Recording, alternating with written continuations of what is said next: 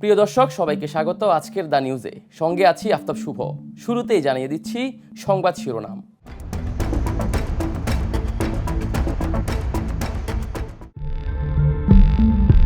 পবিত্র হজের আনুষ্ঠানিকতা শুরু। রেলের টিকিট কালোবাজারি, আটক 10। এবার অস্ট্রেলিয়ায় বার্ড ফ্লু। কত ইসরায়েলি বন্দী বেঁচে আছে জানে না হামাস। হাফ সেঞ্চুরিতে সাকিবের সেঞ্চুরি। এতক্ষণ শুনছিলেন সংবাদ শিরোনাম, এবার বিস্তারিত।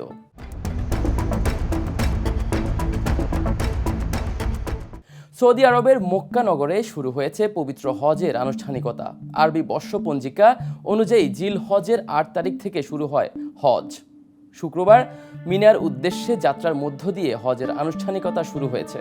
মিনায় অবস্থান করা সুন্নত, তাই হাজিরা সেখানে অবস্থান করবেন।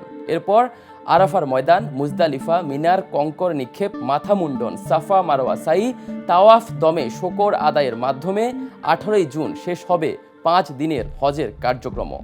5 দিনের এই হজে লাব্বাইক আল্লাহুম্মা লাব্বাইক, লাব্বাইক আলা শারিক আলা লাব্বাইক ধ্বনিতে মুখর হবে মিনা, আরাফাতের ময়দান ও মুজদালিফা। রেলওয়ে টিকিট কালোবাজারির সঙ্গে জড়িত থাকার অভিযোগে 10 জনকে আটক করেছে র্যাপিড অ্যাকশন ব্যাটালিয়ন। শুক্রবার রাজধানীর মোচাক ও কমলাপুর থেকে 8 জন এবং ঠাকুরগাঁও থেকে 2 জনকে আটক করা হয়েছে। আটককৃতরা হলেন মোহাম্মদ সোহেল রানা, মোহাম্মদ মাহবুবুর রহমান, মোহাম্মদ বকুল হোসেন, মোহাম্মদ শিপন আহমেদ, মোহাম্মদ আরিফ, শাহাদাত হোসেন, মোহাম্মদ মনির, শিপন চন্দ্র দাস, মনির আহমেদ ও মোহাম্মদ রাজা মোল্লা। তাদের কাছে দেশের বিভিন্ন প্রান্তের ট্রেনের বিপুল পরিমাণ টিকিট ও কালোবাজারির বিভিন্ন আলামত জব্দ করা হয়েছে। এবার আন্তর্জাতিক প্রসঙ্গ।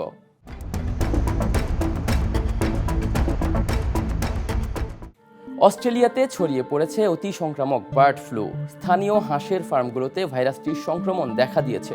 দেশটির অন্যতম বৃহৎ শহর মেলবোর্নের কাছের 5টি হাঁসের খামারে ইতোমধ্যে ভাইরাসটি শনাক্ত করা হয়েছে। অস্ট্রেলিয়ার ভিক্টোরিয়া স্টেট জানিয়েছে ওই হাঁসের ফার্মগুলোর আশেপাশে কোয়ারেন্টিনের ব্যবস্থা তৈরি করা হয়েছে। দেশটিতে ভাইরাসটির 2টি স্ট্রেইন এখন পর্যন্ত শনাক্ত করা গিয়েছে। এই 2টি ভ্যারিয়েন্টই বেশ নতুন। 4টি ফার্মে H7N3 ভ্যারিয়েন্ট ও একটি ফার্মে H7N9 ভ্যারিয়েন্ট শনাক্ত করা গিয়েছে। এসব ভ্যারিয়েন্ট সাধারণ বার্ড ফ্লু ভাইরাস H5N1 থেকে অনেকটাই আলাদা। সংশ্লিষ্টরা মনে করছেন এই সংক্রমণ আরও ছড়িয়ে পড়তে পারে। দেশটির ফেডারেল কৃষিমন্ত্রী মুরে ওয়ার্ড বলেছেন, সংক্রমণ ঠেকাতে অন্তত 21 থেকে 22 মিলিয়ন হাঁস মুরগিকে মেরে ফেলার সিদ্ধান্ত নেওয়া হয়েছে। এর আগে গত মাসে যুক্তরাষ্ট্রে গবাদি পশুর শরীরে বার্ড ফ্লু ভাইরাস খুঁজে পাওয়া গিয়েছিল। এছাড়াও ভারতেও ছড়িয়ে পড়েছে বার্ড ফ্লু। এখনও গাজা থেকে উদ্ধার করা যায়নি 120 ইসরায়েলিকে। তাদেরকে গত 7ই অক্টোবর অপহরণ করে নিয়ে গিয়েছিল হামাস। এই নিয়ে সংগঠনটির সঙ্গে নানা দর কষাকষি করছে ইসরায়েল। কিন্তু এই 120 বন্দির মধ্যে ঠিক কতজন বেঁচে আছেন তা নিয়ে নতুন প্রশ্ন দেখা দিয়েছে। হামাসের এক শীর্ষ কর্মকর্তা সিএনএনকে জানিয়েছেন, বন্দীদের মধ্যে কতজন বেঁচে আছেন এই নিয়ে কারো কোনো ধারণা নেই। পাশাপাশি তিনি বলেন, এখনও বেঁচে থাকা বন্দীদের শুধুমাত্র এই শর্তেই তারা ছেড়ে দেবেন যে ইসরায়েল স্থায়ী যুদ্ধবিরতি মেনে চলবে এবং গাজা থেকে সকল সেনা প্রত্যাহার করবে। এবার থাকছে খেলার আপডেট।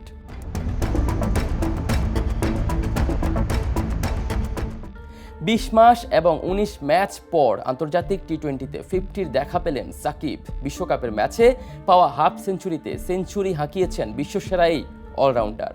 ওয়েস্ট ইন্ডিজের সেন্ট ভিনসেন্টে নেদারল্যান্ডসকে 25 রানে হারায় বাংলাদেশ। ম্যাচটিতে আন্তর্জাতিক টি20 ক্যারিয়ারে 13তম 50 হাঁকালেন সাকিব আল হাসান। আর 3 ফরম্যাট মিলিয়ে 100তম হাফ সেঞ্চুরির দেখা পেলেন 37 বছর বয়সী অলরাউন্ডার। প্রথম বাংলাদেশি হিসেবে ইন্টারন্যাশনাল ক্রিকেটে 100টি ন্যূনতম 50 রানের ইনিংস খেললেন সাকিব। বৈশ্বিক তালিকায় সাকিবের অবস্থান 19তম। এই ছিল দ্য নিউজের এখনকার খবরে।